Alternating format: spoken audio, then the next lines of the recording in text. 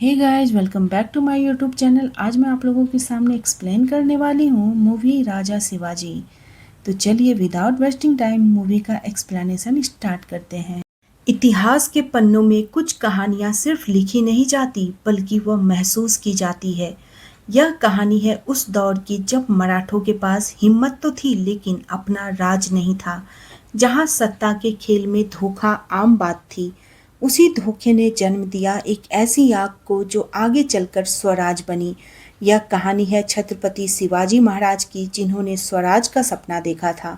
तो आइए दोस्तों, आज हम एक्सप्लेन करने वाले हैं शिवाजी महाराज की मूवी को। वीडियो अगर अच्छा लगे तो वीडियो को लाइक करके चैनल को सब्सक्राइब जरूर कीजिएगा, ताकि आपको इसी तरह के लेटेस्ट वीडियो आपको मिलती रहे। तो फिल्म की कहानी हमें 17वीं सदी के उस दौर में ले जाती है जहां सत्ता के नाम पर विश्वास की कोई कीमत नहीं थी। मराठा सरदार मोलाजी भोसाले एक ऐसा नाम जो बहादुरी और वफादारी का प्रतीक था, लेकिन सत्ता के खेल में वफादारी सबसे पहले कुर्बान होती है। उन्हें दरबार में बुलाया जाता है तो फिर यहाँ उनके साथ एक धोखा हो जाता है। पीछे से उनके ऊपर वार किया जाता है, वह जमीन पर गिरते हैं, लेकिन मरते हुए भी उनकी आंखों में डर नहीं बल्कि आग होती है। वो कहते हैं, आज तुमने मुझे धोखे से मारा है, लेकिन एक दिन मराठा इस धोखे का जवाब जरूर देंगे। और यहीं से एक कहानी नहीं, एक क्रांति शुरू होती है। उस वक्त की बात है जब मुगल और निजाम के बीच में आपस में लड़ाई रहती थी, और मराठा जो है वो इनके नीचे ही काम किया करते थे। मराठों का कोई अपना झंडा नहीं था और ना ही कोई अपना राज्य था, जिसके बाद उन्हें हम मोलाजी भोंसले के बेटे सयाजी भोंसले को दिखाया जाता है। सयाजी भोंसले अपने लोगों को बचाने के लिए अपने लोगों की ज़मीन को बचाने का काम किया करते थे। वो निजाम, मुगल और आदिल शाह के लिए काम किया करते थे, लेकिन बदले में सयाजी भोंसले को जनता पर अत्याचार होते तो उन्हें और पलायन भी करना पड़ता। और 1929 के आसपास सबसे क्रूर शासन आदिल शाह का चल रहा था, जिनकी लड़ाई निजाम और मुगलों से हो रही थी। वहीं आदिल शाह की पत्नी का नाम सुल्ताना है। सुल्ताना का एक बेटा है, और अगर आदिल शाह मारा जाता है तो अगला सुल्तान जो है वो सुल्ताना का बेटा ही बनेगा। तो वही मुगल बादशाह शाहजहां की लड़ाई आदिल शाह से तो है ही, लेकिन आदिल शाह की लड़ाई निजाम से भी है। शाहजहां ने देखा कि निजाम जो है वो आदिल शाह से लड़ाई करने में बिजी है। इस वक्त उन्होंने एक मौके का फ़ायदा उठाया और ताजमहल बनवाना स्टार्ट कर दिया। लेकिन उस वक्त सयाजी भोंसले को सबसे बड़ा खतरा निजाम और आदिल शाह से नहीं था बल्कि शाहजहां से था, जो कि उसके ऊपर कभी भी हमला कर सकता था। सयाजी भोंसले को अपना राज बचाना था और अपने लोगों को भी बचाना था। इसलिए सयाजी भोंसले को बीजापुर के सुल्तान आदिल शाह से मदद लेनी पड़ी। इसके बाद जन्म होता है एक ऐसे बच्चे का जो आगे चलकर इतिहास बदलने वाला था। नाम था शिवाजी। और उनकी माँ सिर्फ एक माँ नहीं थी बल्कि उनकी गुरु थी, जो शिवाजी को सिर्फ कहानियाँ नहीं सुनाती थी बल्कि उन्हें एक मकसद देती थी। राम की मर्यादा, भीम की ताकत और अर्जुन का लक्ष्य। धीरे धीरे यह सब गुण शिवाजी के अंदर बस जाते हैं, और एक दिन वह खुद से एक वादा करता है कि मैं इस धरती को गुलामी से आज़ाद कराऊंगा। तो वो शिवाजी के पिता शाहिजी भोंसले एक महान योद्धा थे, लेकिन मजबूर भी थे। उनकी तलवार दूसरों के लिए उठती थी, कभी मुगलों के लिए तो कभी बीजापुर के सुल्तान के लिए, क्योंकि उस समय मराठों का कोई अपना राज नहीं था। लेकिन शिवाजी यह सब देख रहे थे और उनके अंदर एक आग जल रही थी, एक ऐसी आग जो एक दिन पूरे सल्तनत को जला देने वाली थी। तो अब सयाजी भोंसले जो है वो आदिल शाह के साथ काम करने लगे थे, और अब एंट्री होती है उस इंसान की जिसका नाम ही आतंक था, अफजल खान। एक ऐसा योद्धा जो सिर्फ ताकत से नहीं बल्कि अपनी क्रूरता से जाना जाता था। जहाँ वो जाता वहाँ सिर्फ मौतें छोड़ता। मंदिर तोड़ना, गांव जलाना, निर्दोषों को मारना, उसके लिए यह सब बस एक खेल था। अफजल जो है वो आदिल शाह की सेना का सूबेदार है, और वही सब कुछ संभालता है। और इसी वजह से आदिल शाह को आज तक कोई नहीं हरा पाया। अब अफजल के आने के बाद सयाजी भोंसले और उनकी प्रजा को एक जगह से दूसरी जगह पर रहने के लिए जाना पड़ता है, और ऐसा पहली बार नहीं हुआ था, ऐसा बहुत बार होता है। सयाजी भोंसले यहाँ पर मजबूर थे, वह कुछ नहीं कर सकते थे। अपने परिवार और अपने राज और अपनी प्रजा के लिए उन्हें यह करना पड़ता है। और अब एक जगह से दूसरी जगह उन्हें हर बार जाना पड़ता। सयाजी भोसले के बेटे संभाजी भोसले ये सारी चीज़ें को नोटिस कर रहे थे। वो अपने छोटे भाई शिवाजी को यह सारी बातें बताते हैं। अब सयाजी भोसले को ऐसा लगता है कि उनके बेटे और उनका परिवार खतरे में है, इसलिए वो अपने बड़े बेटे संभाजी भोसले को अपने साथ कर्नाटका ले जाते हैं और छोटे बेटे शिवाजी को पुणे भेजते हैं और वहाँ पे कमान सौंपने के लिए कहते हैं, जहाँ शिवाजी जो है वो अपनी माँ के साथ वहाँ गए थे। उस वक्त शिवाजी सिर्फ 15 साल के थे। जब वह पुणे पहुँचे तो उन्होंने देखा कि यहाँ की हालात बहुत ख़राब है। यहाँ की प्रजा जो है वो शिवाजी को राजा नहीं मान रही थी, क्योंकि वह सिर्फ 15 साल के थे। शिवाजी को अपनी प्रजा को देखकर बहुत दुख हुआ, क्योंकि उनकी हालात सचमुच में बहुत ख़राब थी और इतनी छोटी उम्र में भी शिवाजी के अंदर फैसले लेने की ताकत थी। शिवाजी ने ठान लिया था कि अब वो अपने लिए लड़ेंगे और धीरे धीरे करके उन्होंने उसी उम्र में एक किले पर कब्जा कर लिया। जब यह बात आदिल शाह को मालूम चली तो उन्होंने इसे हल्के में लिया। उन्होंने शिवाजी को सोचा कि वह तो एक छोटा सा बच्चा है और इसी वजह से आदिल शाह ने शिवाजी को एक नादान बच्चा समझकर छोड़ दिया था। लेकिन सुल्तान कहीं न कहीं समझ चुकी थी कि शिवाजी जो है वो छोटा सा बच्चा जरूर है, लेकिन वो बहुत ही खतरनाक है। आज से पहले ऐसा कभी नहीं हुआ था कि जब एक छोटा सा बच्चा जो है वो आदिल शाह के किले पर कब्जा कर ले। अब कहानी कुछ साल आगे बीत जाती है। अब आदिल शाह को मालूम चलता है कि सयाजी भोसले के बेटे संभाजी भोसले और शिवाजी जो है वो नाक में दम कर रहे हैं। उन्होंने आदिल शाह के बहुत सारे किलों पर कब्जा कर लिया था, जबकि सयाजी भोसले उन्हें के लिए ही काम करते हैं। इसके बावजूद यहाँ आदिल शाह के वो लोग विरोधी बनते जा रहे थे। यह चीज़ें देखकर सुल्ताना को बिल्कुल अच्छा नहीं लगा। अब सुल्ताना जो है वो आदिल शाह को भड़का देती है। एक दिन यह सभी जगह राज करेंगे। तब यहाँ आदिल शाह को गुस्सा आया और उन्होंने शिवाजी और संभाजी भोसले पर हमला करने के लिए कह दिया।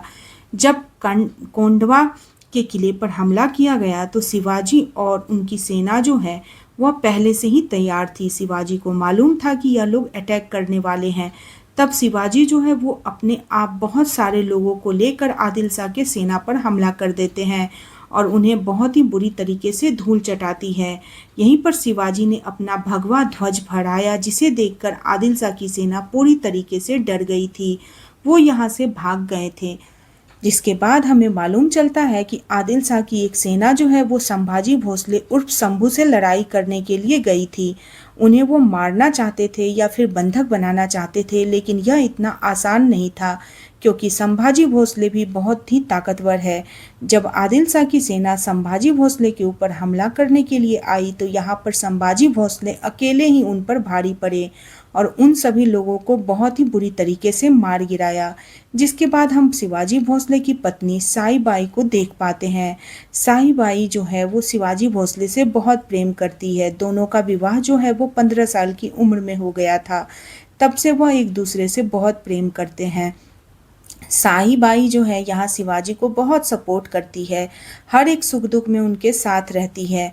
आगे हम देखते हैं कि आदिल शाह को जब यह बात मालूम चलती है कि जो सेना शिवाजी और संभाजी भोसले के ऊपर आक्रमण करने के लिए गई थी वह फेल हो चुकी है, तो उन्हें एक छोटा सा मिनी अटैक आ गया था, जिसे देखकर बहुत सारे लोग डर गए थे। लेकिन कुछ लोग खुशी भी हो गए थे, जैसे सुल्ताना, जो कि अपने बेटे को सुल्तान की गद्दी पर बैठाना चाहती है।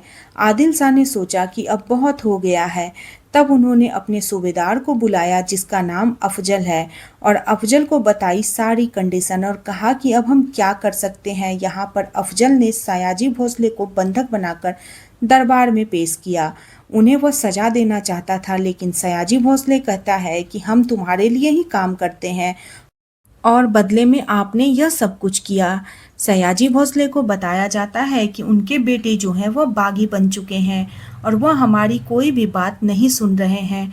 यह सुनकर सयाजी भोसले को उन पर गर्व हुआ, लेकिन बदले में आदिल शाह ने सयाजी भोसले को काल कोठरी में बंद कर दिया। जिसके बाद हम देखते हैं कि शिवाजी और शंभू को जो सालों बाद एक दूसरे से मिले थे, दोनों की आंखों में आंसू थे और उन्हें जब यह बात मालूम चली कि सयाजी भोसले मतलब उनके पिता जो हैं वह काल कोठरी में बंद है, तो शंभू कहता है कि हमें पिताजी को हर हाल में काल कोठरी से बाहर निकालना है। आदिल शाह की सेना बहुत बड़ी है, हमें उनसे लड़ाई नहीं हो पाएगी, लेकिन हमें चालाकी से वहां से छुड़ाना पड़ेगा पिताजी को। शिवाजी कहते हैं कि हमें बहुत ही सोच समझकर फैसला लेना चाहिए। तब शिवाजी ने शाहजहां की मदद लेने की सोची, उनके पास एक संदेशा भेजा, लेकिन बदले में कोई भी उत्तर नहीं आया था। तो वहीं दूसरी तरफ अफजल जो है वो दरबार में था, जहां आदिल शाह ने अफजल को सयाजी भोसले को मारने का हुक्म दे दिया था। यह सुनकर अफजल जो है वो खुश हो गया था, क्योंकि उसे तो बहुत पहले ही सयाजी भोसले को मार देना चाहिए था। तो अब अफजल जो है वो सयाजी भोसले को मारने के लिए काल कोठरी में जाता है। अब अफजल सयाजी भोसले को मारने ही वाला था, तभी उसे रोक दिया जाता है। उसे दरबार में बुलाया जाता है, साथ ही सयाजी भोसले को दरबार में भी बुलाया जाता है, जहाँ की दरबार में शंभू भी आए हुए थे।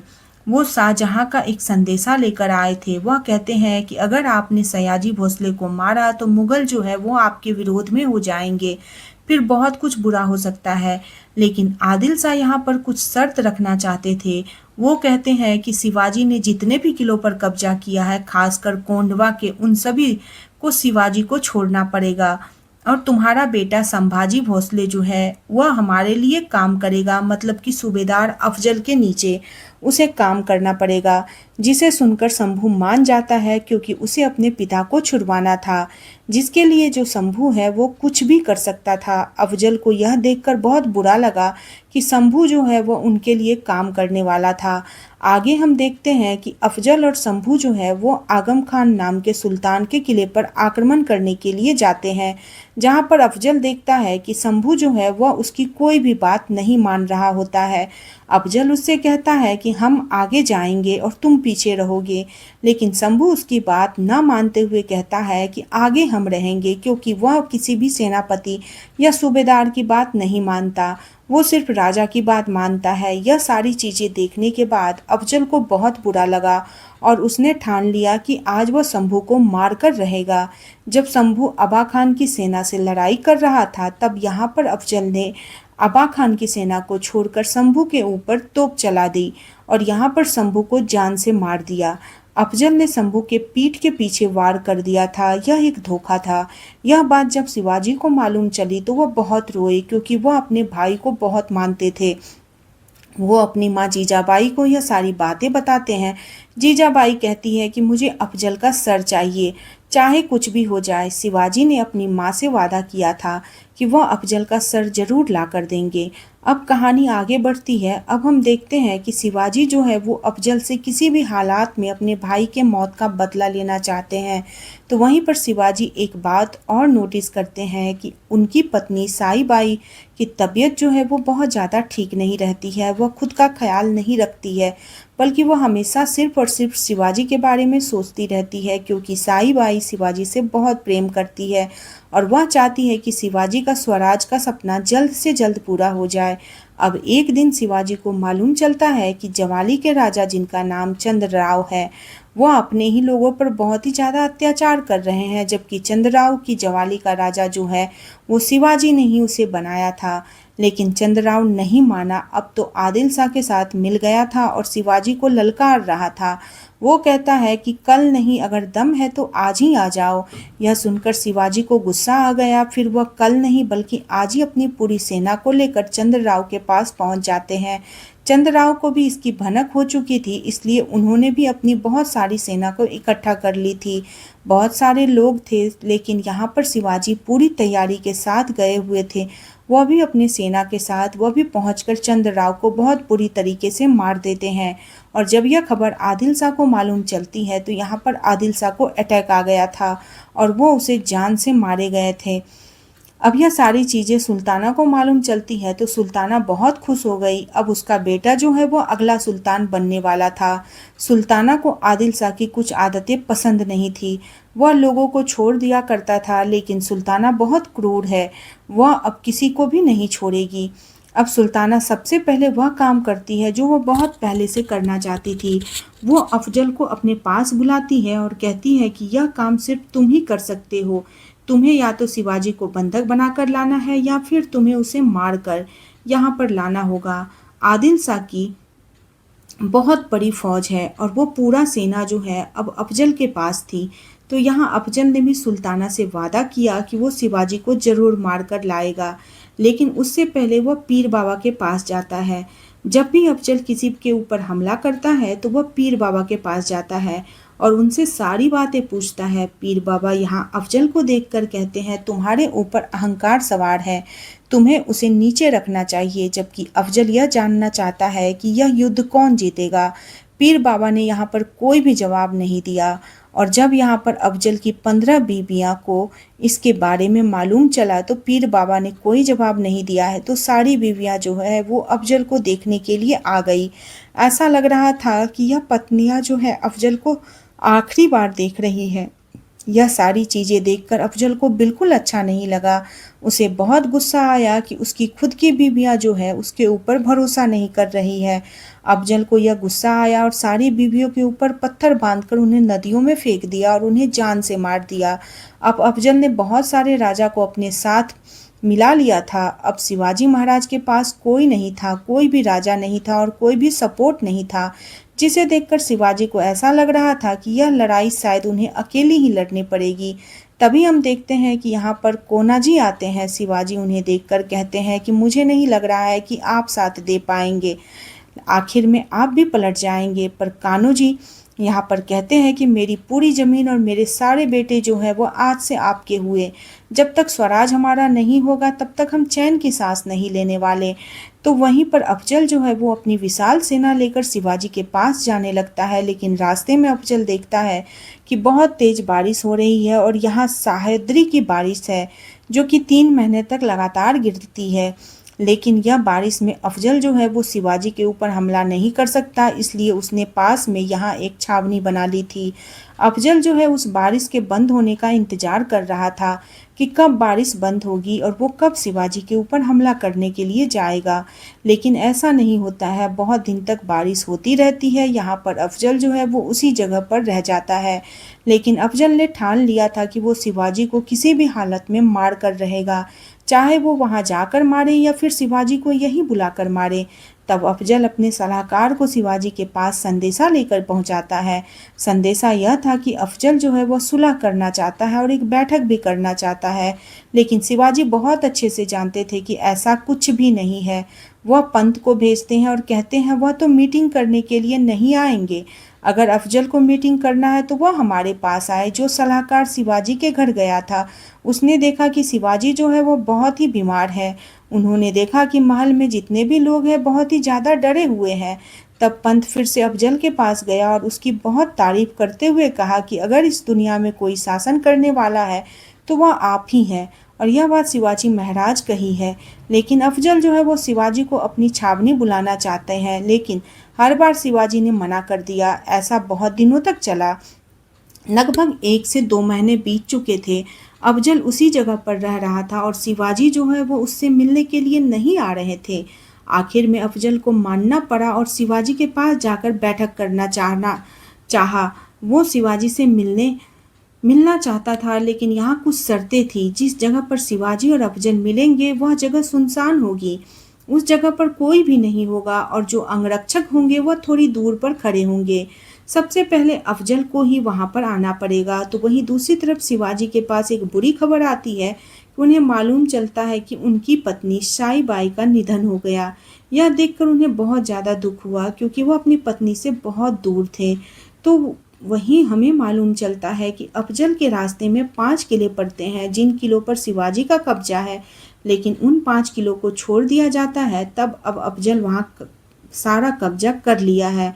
अफजल ने नोटिस किया है कि जिन किलों पर उन्होंने कब्जा किया है वहां पर पहले कोई मौजूद नहीं था और यह किले उन्हें बहुत ही आसानी से मिल गए, जो देखकर अफजल को ऐसा लगा कि शायद शिवाजी जो है वो बहुत डर गए हैं या फिर से हमसे युद्ध करने के लिए बिल्कुल भी तैयार नहीं है। अफजल के अंदर बहुत सारी बातें चल रही थी, लेकिन फिलहाल बैठक बहुत ज़रूरी थी इसी बैठक में अफजल जो है वो शिवाजी को मारना चाहता था। अब हम देखते हैं कि शिवाजी जो है वो अफजल के पास पहुंचते हैं, जहां पर कि अफजल जो है वो उनका स्वागत करता है। जिस जगह पर उन्होंने उसे बुलाया है उस जगह पर बहुत ही खूबसूरती है। यहाँ शिवाजी और अफजल के बीच में बातें स्टार्ट हो जाती है और दोनों सलाहकार जो है वो बाहर चले जाते हैं। अंगरक्षक भी थोड़ी दूरी पर थे। अफजल ने तो ये अपने अंगरक्षक से कह दिया कि वह तो आज किसी भी हालत में शिवाजी को मार कर रहेगा, चाहे कुछ भी हो जाए। अफजल कहता है कि तुम्हारे बुलाने पर मैं आ गया, अब तुम्हें मेरी शर्त माननी होगी, तुम्हें मुझसे गले लगना पड़ेगा। यह देखकर शिवाजी कहता है इसमें कोई बड़ी बात नहीं है, मैं भी तुम्हारी तमन्ना को पूरी कर देता हूँ। तो जब शिवाजी और अफजल गले लगते हैं तो यहाँ पर अफजल जो है वो अपना खंजर निकालता है और शिवाजी के पीठ पर घोंप देता है। लेकिन कोई फर्क नहीं पड़ता क्योंकि शिवाजी ने वहाँ पे जैकेट पहना हुआ था। शिवाजी पहले से ही तैयार थे क्योंकि इस बार शिकार नहीं, शिकारी तैयार था। अगले ही पल शिवाजी अपने बाघ नक्श से अफजल का अंत कर देते हैं। मौलाजी भोसले ने जो सालों पहले कहा था आज वह सच हो गया था। एक मराठा जो कि जाग चुका था। इनके पीठ के पीछे वाली जो धोखेबाज वाली रणनीति है उस रणनीति को यहाँ पर शिवाजी समझ चुके थे। अब जैसे ही वह वहाँ से बाहर निकलते हैं यहाँ पर अफजल के अंगरक्षक जो है इनसे फाइट करने लगते हैं। अफजल का अंगरक्षक जो है वो बहुत ही ताकतवर था और वह बहुत ही खतरनाक था। शिवाजी देखते हैं कि अफजल का अंगरक्षक जो है वह उनके लोगों को बहुत बुरी तरीके से मार रहा है। आखिर में जब वह अंगरक्षक शिवाजी को मारने के लिए आता है तभी यहाँ पर एंट्री होती है जीवा की, जो कि सलमान खान है। और यहाँ पर जीवा जो है वो शिवाजी के अंगरक्षक बनकर आए थे। उन्होंने अफजल के अंगरक्षकों के दोनों हाथ काट दिए और फिर आखिर में शिवाजी जो है वो अपनी माँ के पास जाते हैं, जहाँ पर वो अफजल का सर लेकर गए थे क्योंकि शिवाजी ने अपनी माँ से वादा किया था कि वह अफजल का सर उनके पास जरूर ला कर देंगे। तो दोस्तों यह थी सिर्फ जीत नहीं, सिर्फ एक दुश्मन की हार नहीं, यह उस सोच की जीत थी जो कभी हार मानना ही नहीं जानती। यही सोच एक दिन पूरे हिंदुस्तान को बदल देती है। अगर आपको यह कहानी थोड़ी भी पसंद आई और मेरे एक्सप्लेनेशन करने का तरीका पसंद आया तो प्लीज़ वीडियो को लाइक करें, चैनल को सब्सक्राइब करें और शेयर करें, बेल आइकन को प्रेस करें। आप लोगों से मैं फिर मिलती हूँ नेक्स्ट वीडियो के साथ। तब तक के लिए बाय बाय, टेक केयर।